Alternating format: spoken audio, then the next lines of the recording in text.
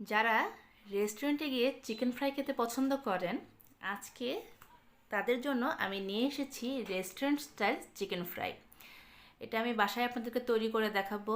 এই recipe follow করে আপনারা যদি হুবহু বাসায় তৈরি করেন, তাহলে আপনারা আর রেস্টুরেন্টে গিয়ে চিকেন ফ্রাই খেতে হবে না। বাড়িতেই এই চিকেন ফ্রাইটা আপনারা খুব সহজে তৈরি করে নিতে পারবেন। তাহলে চলুন রেসিপিটি শুরু করে দিই। আছে কিন্তু আমি চিকেন ফ্রাই করার জন্য ফার্মের মুরগি নিয়ে নিয়েছি। ফার্মের মুরগি দিয়ে চিকেন ফ্রাইটা করবেন। এটাকে আমি আস্ত একটা লেগ পিস নিয়ে নিয়েছি, কারণ একটু বড় করে আমি চিকেনটা ফ্রাই করব। আপনারা চাইলে পিস করে কেটেও নিতে পারেন। যেহেতু আস্ত লেগ পিস নিয়েছি, ভিতরের জন্য মশলাটা খুব সহজে যায়, সেজন্য আমি মাংসটাকে একটু কেচে দেব, যাতে করে মশলাটা ম্যারিনেট করার পর মাংসের ভিতরে খুব সহজেই ঢুকে যায়। এবার এই মাংসে আমি দিয়ে দেব আদা বাটা। এখানে আমি 1 চা চামচ আদা বাটা দিলাম, আর দিয়ে দেবো রসুন বাটা 1 চা চামচ রসুন বাটা, লবণটা স্বাদ মতো, আর মরিচের গুঁড়া দিয়েছি 1/2 চা চামচ। সাথে আমি দিয়ে দেব ভাজা জিরের গুঁড়ো। ভাজা জিরে গুঁড়োটাও আমি দিয়ে দিয়েছি 1/2 চা চামচ। এবার সব কিছু খুব ভালো করে আমি চিকেনের সাথে মিক্সড করে দেব।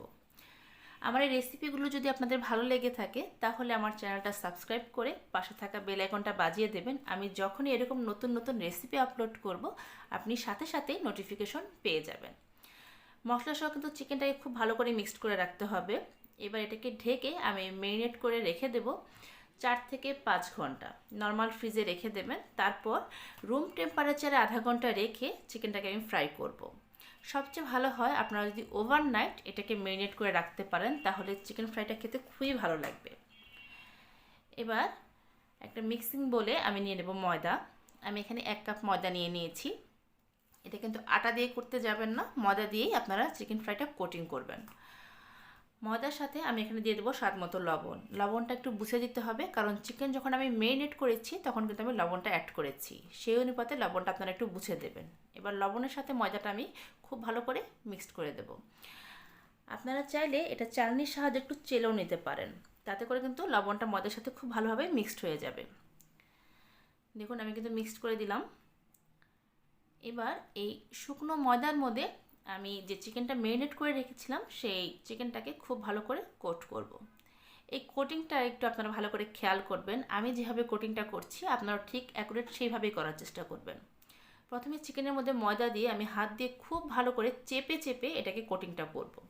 একটু হাত দিয়ে ভালো করে চাপ দিয়ে দিয়ে কোটিংটা করবেন, তাতে করে ময়দাটা খুলে আসবে না। আর এটা যেহেতু আমি হোল চিকেনের পিসটা নিয়েছি, অর্থাৎ একটা লেগ পিস নিয়েছি, সেহেতু এটা কিন্তু কাঁচা থাকার সম্ভাবনা থাকে। এই জন্য আপনারা ডাবল কোটিং করবেন না।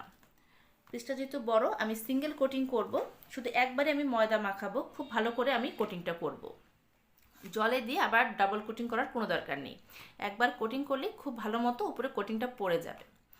এবার কড়াইতে আমি দিয়ে দেবো সাদা তেল। আমি 2 কাপের মতো সাদা তেল দিয়েছি। দেখুন চিকেনের পিসটা কত সুন্দর কোটিং হয়েছে, একদম রেস্টুরেন্টে গিয়ে আমরা যেভাবে চিকেন ফ্রাই খাই সেরকম কোটিংই হয়েছে।